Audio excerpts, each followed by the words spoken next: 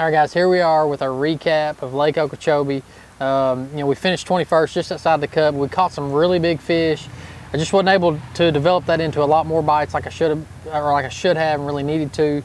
But the bites I was getting, they were quality, So let's talk about how I got the bites. One of the areas I was fishing was some pencil reeds or bulrushes, whatever you want to call them. Those fish were all spawning. Those fish would spawn right in the middle of a little point of reeds or whatever.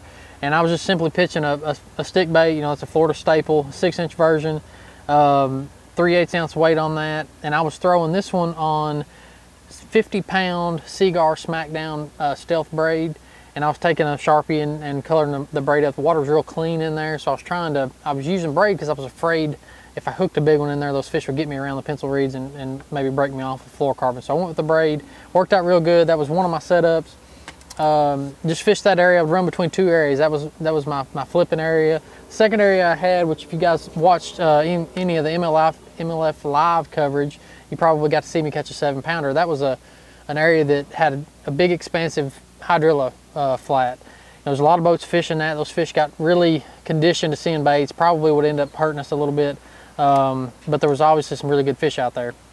So I caught a 4-pounder late in the day that almost got me into the cut on this bladed jig, green pumpkin, just a swim bait trailer on the back of that. On that one I was using 20-pound Abrazex fluorocarbon. I like the fluorocarbon on the bladed jig. I usually don't go anything less than 17. Water was dirty enough, I went straight 20 and just was getting it down in that grass and hopping it free. And when you bust it free, that's usually when you get your bite.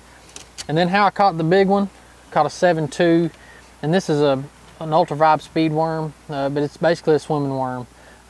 It's again a Florida staple, black and blue. Put a big 5/0 hook in there and a 3/16 ounce weight. And what's interesting, in practice they were biting a lot better, and I was throwing this on Seagar Smackdown braid, and I just felt like I needed to switch it to fluorocarbon and maybe get another bite or two. So I put it on 17-pound Abrazex, Seagar Abrazex. I don't know if that helped me get that big bite or not, but it gave me a little more confidence. But that big worm's how I got that 7.2 to bite. So came up a little short, but the key is, we survived with points, good points tournament. We've got the heavy hitters deal going, which is basically our biggest fish from each of the first 5 tournaments we're going to qualify for a special event. So that 7-pounder really probably shot me up in the standings for that. So all in all, pretty good tournament. We'll go back to Kentucky and look forward to Lake Fork. So we're going to all these big fish places. We're going to keep throwing some big baits around and hopefully catch some more big fish. But thanks for following along. Try these baits out next time you're in Florida.